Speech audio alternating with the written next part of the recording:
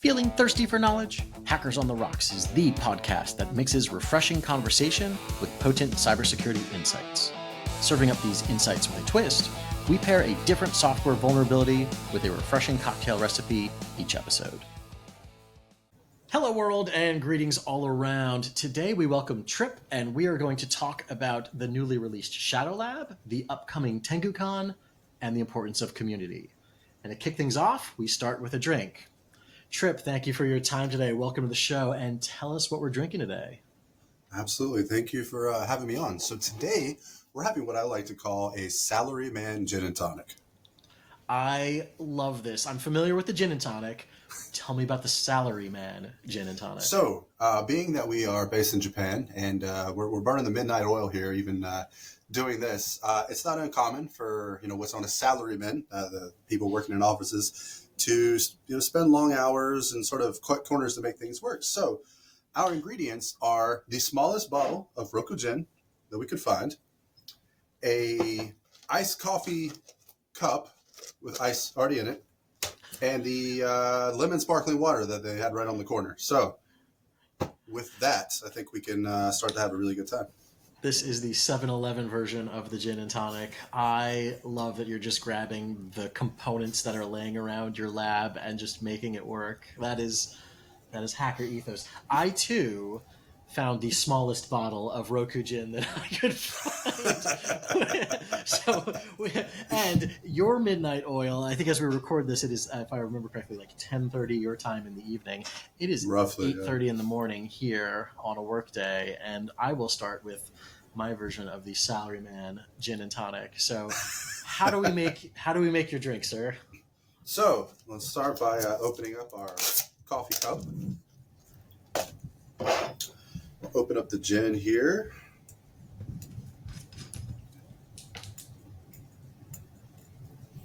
If we can get it open.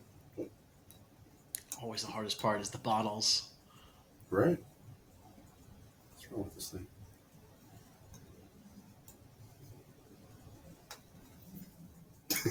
Technical difficulties. It's all good. I can either leave the dead space or we can edit this out. But this is kind of no. This is. Tell me why you're senior in your field, Tripp.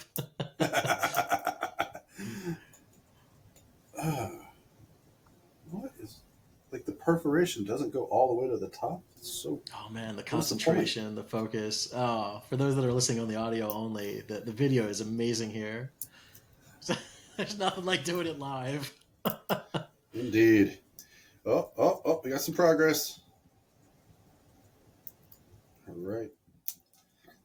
And we have now broken through the outer shell to get at the tiny little bottle of tonic, Roku Tonic. It's a Japanese brand, which being in Japan, we're trying to represent where we can. So you take the gin, take the cup, you pour it until... Very scientific. I love it. That's a repeatable process. All right. I will pour it until now. I am not a gin drinker, so I will it compared to is wherever you need it to be. All right. Now that my office smells like pine cone, great. All right. And then you take the tonic or the sparkling lemon water in our case, and you bring it to the top. That I can do. I feel like that is more my style here. All right. Now, you mentioned a couple times that you are dialing in from Japan. So is there a customary word or phrase that we use to toast? Absolutely. So the word for an occasion like this is kanpai. Kanpai. Kanpai. Kanpai. Oh, I'm done. Oh, man. There's no work happening for the rest of the day. Ooh. Yeah, me neither, but I guess it works for me. I feel bad for you. Yeah, fair enough. Fair enough. All right, Chip, as was said in the intro, I think the core theme of your episode is community. So I guess let's start with how you got into it. Can you share maybe like a brief origin story? So absolutely. So growing up, I was always very interested in technology and computers and whatever I can get my hands on. I actually grew up in a pretty poor background, so it was fairly difficult to get a hold of computers and things. So most of my interneting, if you will, was done at libraries, at friends' houses, And then circa 2000, I finally got a hold of a DOS box. And so I learned that thing in and out. Fast forward a few years, I took a couple programming classes. I had already dabbled in some game development. And that was actually sort of my first love, was game development. I thought, hey, video games, this would be something cool to do. But as I got deeper and deeper into it, I realized that, the same skills, instead of trying to control a fake world, you can probably try to do things to control the real world using these computers. And so I was like, okay, I want to learn to do that. And so I started out, first learned some basic programming. My first language was VB6, actually. Good old times. And then moved immediately to C++. And then after that, I switched over to do a CCNA course for a couple years. And then a couple security courses, realized this security thing is kind of what I thought it was. I'm going to go deeper. Kept doing that, working various help desk jobs and sysadmin type roles until I graduated. Then I moved into working at a large electric company on the East Coast. And there, I started as a Windows sysadmin for about a year, but I recognized that their security teams, although they had a lot of competent people, it was kind of all over the place. And there were several things that even in my newbie green state, I realized that were needed. So I moved off the sysadmin team to the security architecture team to try to get insight into how things are built, how they're going, and realized that on the building side, process side, everything was great. I mean, you've got, NERC-CIP and all sorts of regulations that go into planning that kind of guarantee that the building side of it is good. But once you get to the more technical implementation side, things can fall apart during development. They can fall apart, during monitoring, all sorts of things. So from there, I moved over to the SOC and immediately was able to formalize both a threat intel function and a pen test function. I was there for about another year, and then I realized that, hey, I really enjoy this pen test thing. You get paid to rob banks, if you do it outside of a company. And so that's what I did. I robbed many a bank for, at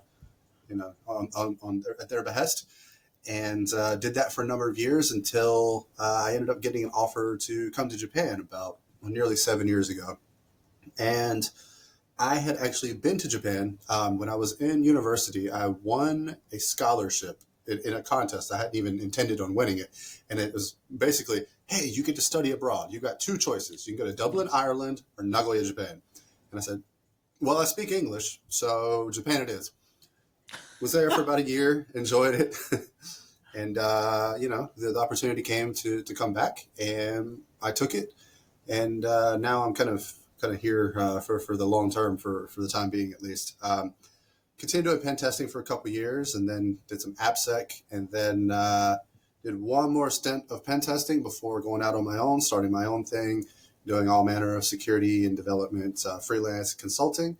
And I realized that it's fun to work and it's fun to hang out with friends, but there was no actual real community.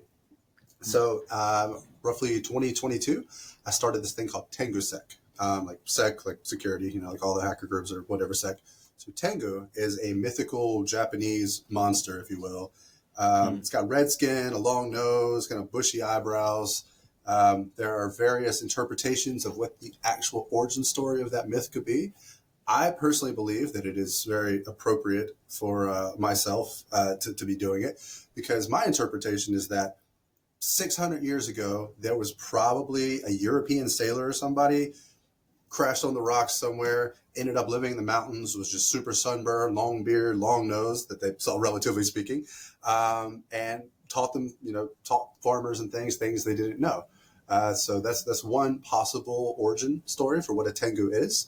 And it is very appropriate that the group we started is focused on teaching cybersecurity skills and offensive security skills. Not that those skills are not here, but they're not nearly as widespread as they should be. So the group grew and grew and grew. Can I ask what do you attribute that to? Because when I think of the future, right, I think of gizmos and dystopian, Neo Tokyo futures, right? Japan's always at the center of the hacking culture, at least in the States, right? That viewpoint. But if I'm hearing you correctly, perhaps that's made up, right? And so why do you think the research community is not as mature as it maybe is in other parts of the world? So I will not say that there are not absolutely incredibly world-class security researchers here, but most of the time they do not want to be known. They don't want their face known. Hmm. Their day job may be working on a farm, or they may just be a sysadmin or something, or it may just be a hobby. They do bug bounty hunting, or research, vulnerabilities and things. But part of it stems from the culture. So Japanese culture can be very sort of monolithic, and it's actually to the point where when the word first came into circulation in sometime in the 90s, the word hacktivist, and then by extension the word hacker, the only translation in Japanese was literally terrorist. And so there's this mentality that hacker is bad even if it's for good, and we are sort of dedicated to trying to change that view. Oh, good for you. That's very that's a very big task. It sounds like, and very important. I think, obviously, even there's not a direct correlation, as far as I'm aware of, in English of like hacker equals terrorist, but there's certainly that mindset of like the hacker is criminally focused. When I think anyone in the community is like, no, it's just a mindset of curiosity and exploration. Tell me about TenguCon. I know that's coming up, and yeah, what? Tell me about some of the work that's gone into it behind the scenes, and what's on the imminent horizon. So TenguCon started. This is our second year doing it. It is on November 21st and 22nd. This is, like I said, the second year. The first year we just did one day, and we sort of targeted it so that we would be in line with the other big Japanese conferences that are happening in November. So there's Code Blue, which is typically Thursday, Friday, and there's AV Tokyo, which is Saturday. And the first week we did Wednesday, so we were the day before it all, and we were trying to just find our place and find the slot and everything. And this year it has sort of been rearranged where Code Blue is Tuesday, Wednesday. There's a break day on Thursday. We are Friday, Saturday, and AV Tokyo is Sunday. We're actually in pretty good terms with the other communities. AV Tokyo is actually the birthplace of TenguSec.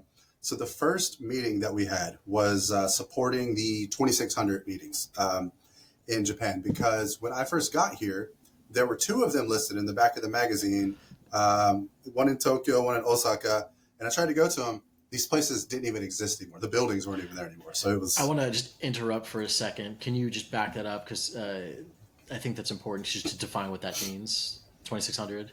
Oh, sure. So 2600 is a hacker magazine that goes back to the early 80s, and it has always had sort of the hacker spirit and the zeitgeist of the hacker world, essentially.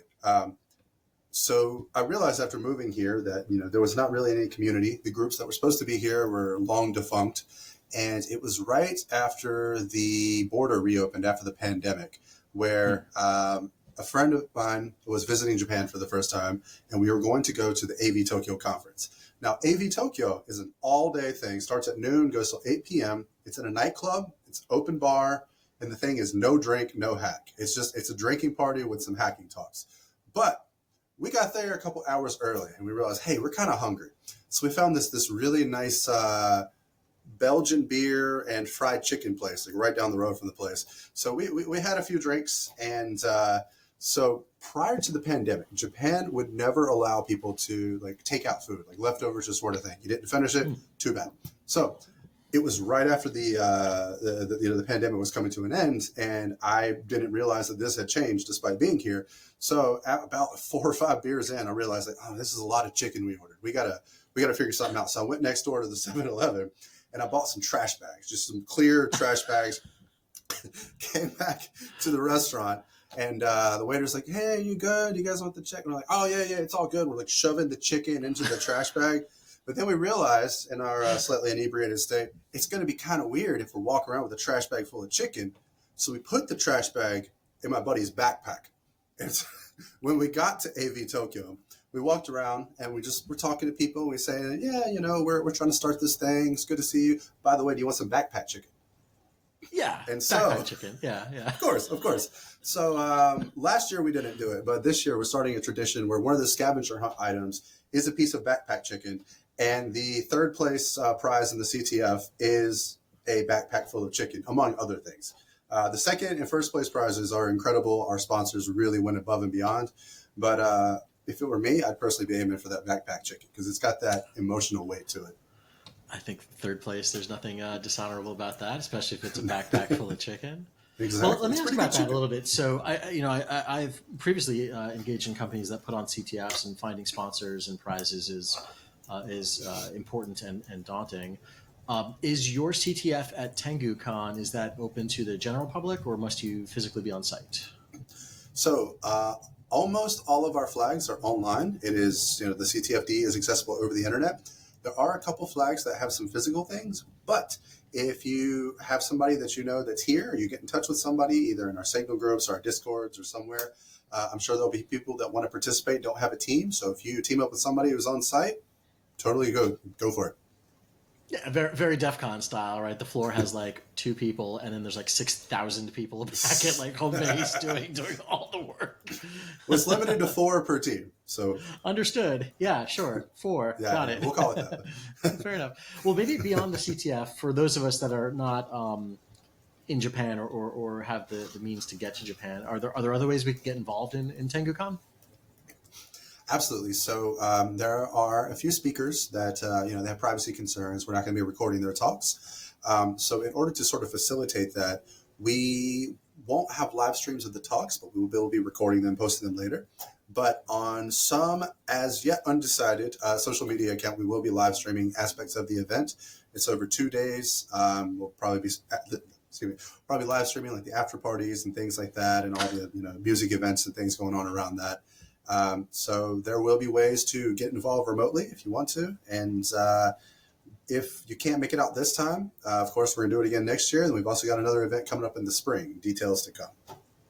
Rock on. We'll leave on a mystery note. I like it. And the thought of live streaming up an after party is one that I feel like is pretty nice. I mean, look, this gin and tonic is going to take me months to finish. So like, maybe I can be there in spirit.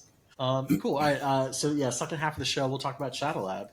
So, so we're going into the second year of TenguCon this year. And this year it's a little different than last year because earlier this year we actually started an NGO specifically targeted at developing the Japanese cyber workforce. So the word they love to use, some people may cringe, some may ride with it, is a cyber warrior. But they say there's roughly 24,000 of them in Japan right now. If they want 100,000, they think realistically they can get to 50,000 by 2030. We're aiming to fill that gap. And part of that, of course, is promoting the culture of hacking and, the conferences and other efforts like ours. We're reaching out to different conferences and hacking groups, around the world and forming relationships with that. But the core mission of what we're trying to do with the NGO is a very distinctly Japanese issue. We sort of touched on it earlier where, we're trying to change the perception of what a hacker is. And that distinction is highly detrimental to developing an active, offensive cyber capability. In May of this year, the Active Cyber Defense Bill passed, and they're, officially starting to take it seriously. But there's still some significant hurdles to be crossed. One is cultural, which we're trying to aim. 2 is workforce, which we're also trying to tackle. And then 3 is working on taking the domestic strengths, which I would say are hardware, process, anything that is physical, monozukuri, they call it, the making of things. That is the absolute strength of Japan. And we're working to try to secure that.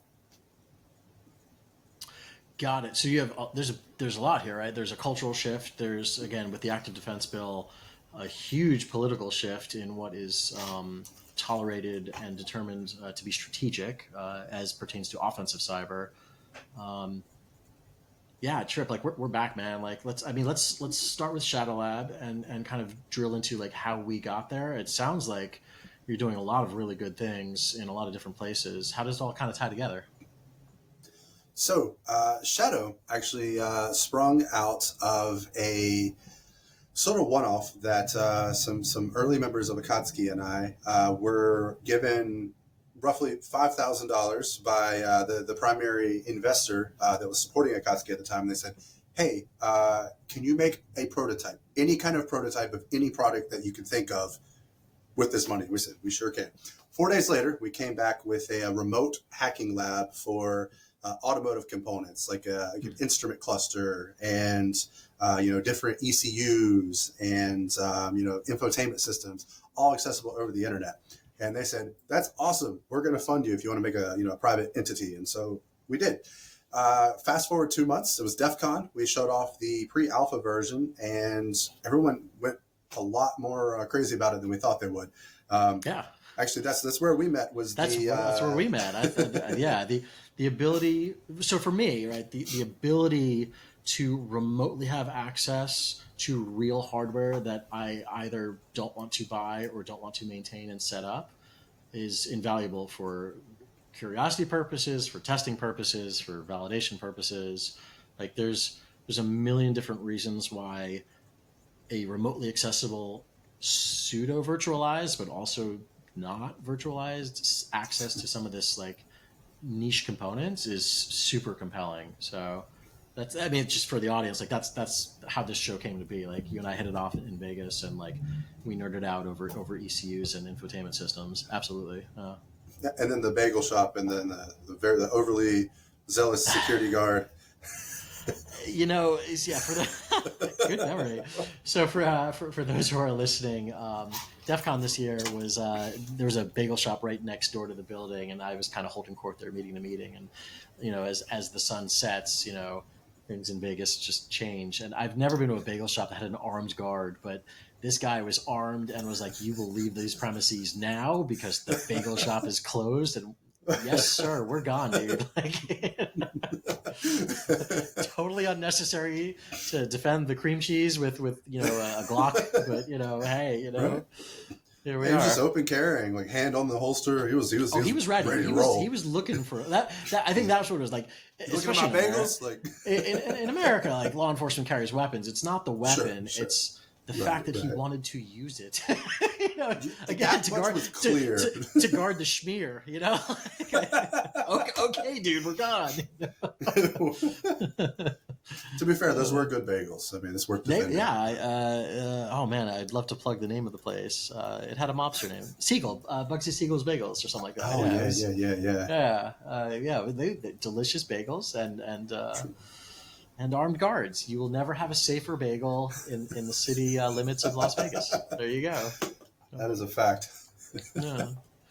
Anyway, I kind of wrote on topic. All right, so you have this for-profit entity that allows researchers the ability to access hardware that, again, they may or not be able to purchase and configure and maintain on their own. You have this NGO component designed for workforce development to shift the culture of Japan to honor the political change of the Active Defense Bill, which allows for strategic offensive cyber for, I think, the first time ever. That's a lot on your plate. Like, how do you balance all those things? And I guess maybe can you explain how they all interplay? Absolutely. So I've been very fortunate in that regard because Akatsuki, which is the NGO, and Kage, which is the private company, both exist under the same sort of Japanese-style umbrella group company called 8M. And so the funding comes from the same place. The investor relations is the same people. And in a lot of cases, the team is the same. So because I'm wearing both hats, but it's so closely intertwined with one another, I can take a meeting as the NGO and 30 minutes later take a meeting as the startup, and then it just kind of flows. I know that's a fairly unique situation. A lot of people probably wouldn't be able to get that exact situation. I've been very fortunate in that regard. Do you find, this is maybe a side question, but you started the story by saying, slumming around on the East Coast. So I take it you're not Japanese born by nature. Does that, maybe explain some of the dynamics of like a Westerner coming to Japan and then telling them how to build a culture? Like how does that all play in? So it actually works to our favor because I'm American. I'm a white guy from the U.S., from the Carolinas. been in Japan for 7 years now. The fact that I'm not Japanese heavily plays into a sort of contradiction of stereotypes where, they may have, not even necessarily a negative stereotype. People just have biases. That's just the nature of humanity. Where they will assume some things because you're non-Japanese. Oh, also because you're American. But then if you lean into the cybersecurity and hacker thing, that's a totally different set of biases that in some cases they almost cancel out long enough that they're going to listen to what you have to say. Fair But enough. we also try to be very mindful of the fact that, I'm not Japanese. This is very much, I'm trying to assist them in doing what they can. And so every chance that we have to elevate Japanese researchers, elevate Japanese conferences, we are absolutely, on the front lines with them. We're here to promote all the homies. Yeah, hence TenguCon, which I think is right there. Where are you in terms of so ShadowLab is newly released, right? This summer, DEF CON. Good time to announce a product release. Where is it in terms of maturity? What's next? How can people get involved in it? So we did the pre-alpha launch at DEF CON. We gave out some access codes. Then we came back. We really refined the website and the UX, the UI, and we've put a lot of time on the back end into getting new targets instrumented for it. So we've got a couple drones in there. We've got a lot more automotive components. We've got a lot more things coming on board. And we really went back to sort of the basics of how do we make this as robust as we can in a scalable way so that, if somebody says tomorrow, hey, I've got 7,000 of this one particular camera that I want to fuzz at scale, that we would be able to, take that on and we can instrument that and get it rolling without, missing a step. Let me back up. I think maybe on top of, so we just did an episode on someone that was looking at drone technology, right? And part of the allure of that episode in particular for me was hands-on is important, because there was some directed pulse generation and a little bit of discussion around access to JTAG and UART, which are physical access devices, interfaces to tinker with some of the onboard components. How does a remote lab work? What interfaces, what could I do if I was to use the ShadowLab?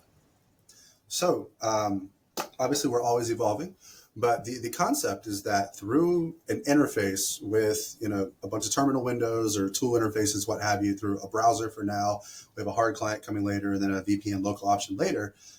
We want to make it so that it's the same, that if you sat down in front of that device and you were going to try to hack it, reverse it, exploit it, what would you do? What interfaces would you try to instrument, and how would you do it? What tools do you need? And so part of what we do is we will take, for example, let's say a smart doorbell. We'll order, a couple dozen of them. We'll get a few, we'll tear them down. We will document every part of the PCB, every component. We will try to map out every trace that we can on the PCB to figure out what's talking to what where. And if there's an interface on there, we will figure out, okay, what is the most efficient way to instrument this to be able to pass this into a user session? And, is there a way to restore the firmware? Is there a way to access things that maybe don't have a GUI? A lot of times, JTAG, if they didn't blow the fuses, that's a pretty good way to get in. UART especially is our bread and butter.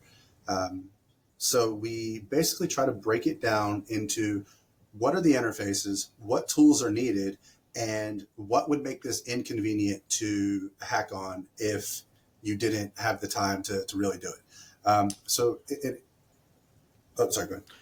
No. I say, do you, as an aside, do you feel, so one of the things in Gabriel's, he was the researcher who, Gabriel Gonzalez, he was the researcher who picked apart a drone. If I remember correctly, one of the components that was really important was actually not in the interfacing with that device, but it was in the positioning. And so he had set up his drone on a rotational XYZ table, which I feel like that's manual, that's hands-on, changing angles and degrees. Is that something that your lab could support? Just having an intern, rotate something, or is it purely at this point just a web interface where I can send commands or send signals or like walk me through the process of like, I don't know, maybe not a drone, but like the infotainment system. Like what could I do with it? Like, do I get is there like a web camera where I can see the things blinking, or like talk me through like my experience as a Absolutely. potential researcher. So the infotainment is a good one because that's the one that we really kind of went wildest with the experimentation on. So in that particular case, because your interface is a touch screen, and then there's Bluetooth, Wi-Fi, and then USB. This particular one didn't have a CAN interface. We do have some that do have them, but because it's visual, you need to be able to see it and you need to be able to touch it. So what we did was in the initial version, we just rigged up an old 3D printer with like G code. We mapped a video feed that was in the browser, normalized the XY to the coordinates on the thing. And we basically move it up, bring down, touch the point with sort of an electrified, probe, and then it brings back down. And now you have pressed the screen remotely. We were able to demonstrate actually, we were able to demonstrate actually a recent pwn to own target with one of the exploits that worked through the touchscreen only. And that was sort of our go, no go if we were able to do that. So that's what we were able to do. I love it. All right. So you have the lab, you have the workforce development of showing people how to like think through what you can do with a lab. And then from there, how to implement, again, strategic policy for offensive cyber. You've got the conference. Tell me, like, what do you do with your free time? So what is that? I'm not familiar with this term. Yeah, understood. Is there anything else that's going on in your multiple roles that you want to bring up today? So, like I was saying earlier, I'm fortunate that it's all sort of interconnected. Tengu is part of Akatsuki, which is part of the overall ecosystem. So I can kind of flow between them all, share staff. The funding comes from the same source. So because of that, and because the cultural aspect of it, obviously the physical and the impact of cybersecurity is, it's obvious enough if you're used to it. But because of the cultural stigma around hackers and offensive security and everything, we're not just teaching, the skills and, the people that want to do it. We're also trying to create cultural things. So the event in the spring, actually, we're aiming to do is a combination CTF, music festival, art show. So that we can basically try to bring in non-hackers, normal people, and then, really underground hackers. And basically the vibe is Cyberdelia from the movie Hackers is what we're going for. But if we can sort of control the messaging of, hey, this is the culture, it's not scary, it's here to help, and people are just like you, and this whole ecosystem, that may be the difference between somebody who is fumbling through life trying to figure out like, I don't fit in this place, I don't know how to do this, I don't know how to do that.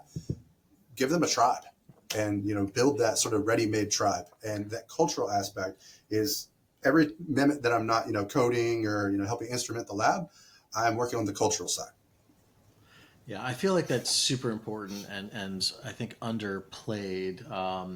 We've done, we're up to about 24 episodes, and we're always asking like, how did you get started? And almost always the researchers like, I just found my people and we just nerded out and we're friends to this day. And I feel like getting that, to your words, tribe, like I think finding your tribe is more important than college degrees or technical certifications or specific job titles and like and work roles. I hear it all the time, and obviously I'm also part of the community and can vouch for that. So I think what you're doing is fantastic, and I wish you all the best.